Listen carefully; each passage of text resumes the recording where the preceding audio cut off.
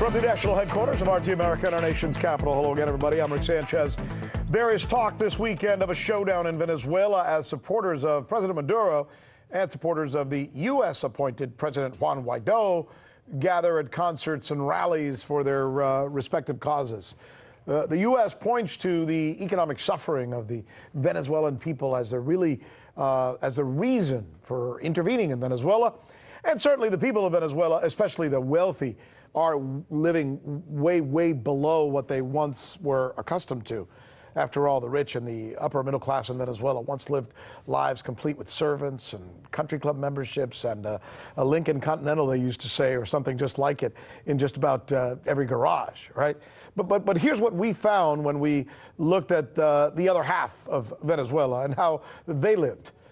Also, whether their lives were improved by the onset of the so-called Bolivarian revolution that was led by Hugo Chavez, and then after Chavez died, it was led by Nicolas Maduro. So take a look at this graphic. I think you're going to find this somewhat interesting. This is the poverty level when Venezuela, one of the richest countries in the world at the time, was run by wealthy, industrialists with ties to Washington, just like a lot of past leaders in Latin American countries. The poverty rate in the country was 71%. 71%. 71% in one of the richest countries in the world. Now, say what you want about Chavez and his Bolivarian revolution, but it did apparently drive the poverty rate down a staggering 50 percentage points to 21% by 2010. From 71% to 21%, right? Is that why the United States intervention of Venezuela is getting so much pushback from the Venezuelan people, especially the poor? Today, we are live in Venezuela, and we're going to be joined by Dan Cohen, who's there on the ground. This is the News with Rick Sanchez, where we believe, as you know, that it really is time to do news again. On this day, politicians, billionaires, and celebrities are on the border between Venezuela and Brazil. They're readying for a series of concerts that, if you believe the BBC, for example, or CNN for that matter, have already just raced out of control. The BBC is actually reporting today this story using words like these. Look at this. Deaths, injuries, clashes on the border with Brazil. And that was just the lead sentence. Now, so we want to know, because there's disturbances and protests and rallies all over the world. Look at what's going on in France, right? Is that the real story that the BBC is reporting? Or is it different, right? RT correspondent Dan Cohen, he is actually there. He's on the ground where these dueling concerts are taking place and where the rallies are taking place and where these so-called border skirmishes have taken place. My word, not theirs. Dan, what do you got for us? Well, Rick, don't be fooled by this festive atmosphere all around me where we see music going on. Right now, the Mexican rock band Maná just finished playing, where they played the Police hit, SOS, Help for the World. This is actually one of the most geopolitically hot spots in the world right now.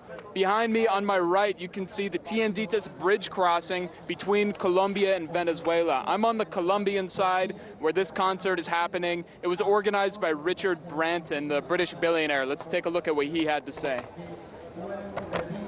I then saw an interview with Juan Guaido, who was asking for the world to help, and I decided to pick up the phone and speak with him. And see what we could do to help. And that was 3 weeks ago with Bruno on the phone as well. And he said he felt a wonderful concert, wonderful free concert on the border to illustrate, through music, the importance of letting relief into the country would be wonderful. Now, the Venezuelan government is holding its own concert on the other side of the border, and President Nicolas Maduro, the Venezuelan President Nicolas Maduro, has said that he will he has accepted humanitarian aid. That Delcy Rodriguez, the vice president, has accepted humanitarian aid from the United Nations through the European Union, through the United Nations. Let's hear what she has to say. The executive vice president proceeded to, in private, accept the offer for technical humanitarian assistance for the European Union through the system of the United Nations to Venezuela. Welcome.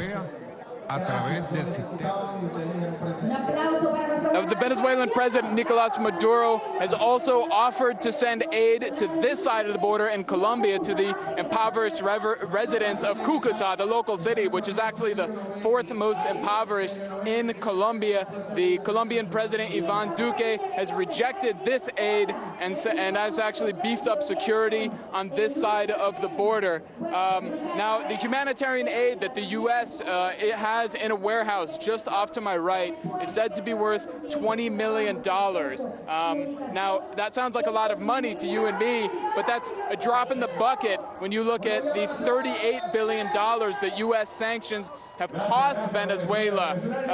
Now, there's also a lot of questions about what is actually inside the warehouse, what the humanitarian aid consists of. Now, the government, the U.S. government, USAID, says there are wheelchairs, toothbrushes, and crutches, but these are actually items that are available in Venezuela, but it's difficult for many people to buy because of hyperinflation. There's also the question of the involvement of Elliot Abrams, who is now the State Department's special envoy to Venezuela. Now, in the 1980s, Abrams ordered humanitarian aid officers to use their planes to transfer weapons. We actually have not been able to go inside to inspect this so-called humanitarian aid and see what it is. Only CNN and corporate media outlets have been allowed.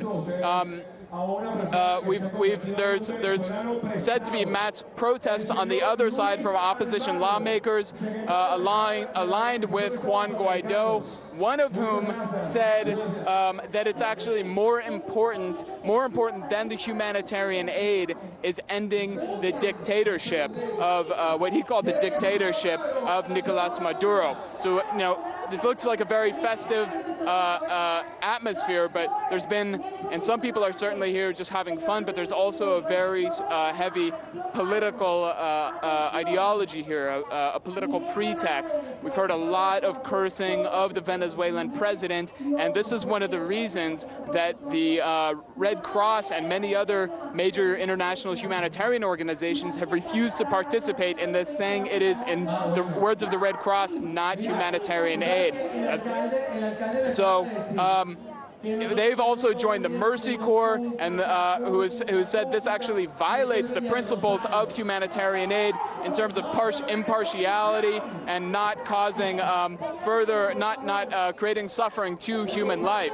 So tomorrow, Saturday, is said to be the big day where Juan Guaido may even try to cross into Colombia along with his fellow lawmakers in the opposition in Venezuela. And there's all the ingredients for an explosion. We're hoping for a peaceful resolution and, for everyone to be safe. Back to you, Rick. Thanks so much, Dan Abrams, following the situation there, as you can see live, in what is both a tense and yet festive atmosphere for both sides. Thanks so much again, Dan.